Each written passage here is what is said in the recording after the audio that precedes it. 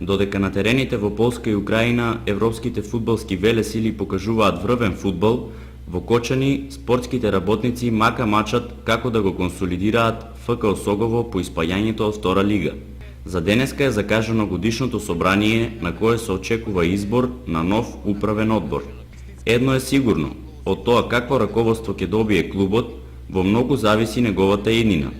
Тоа што во последните години е хендикеп е што за жолто-сините воопшто не се заинтересирани локалните бизнисмени. Во таква ситуација, тие што се обидуваат да го водат низ првенството, буквално се измачуваат самите и тие околу нив.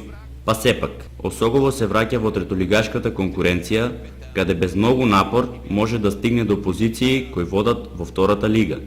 Можеби таквата ситуација може да се искористи за подигнување на мотивот кај младите фудбалери да играат и градат собствени фудбалски кариери.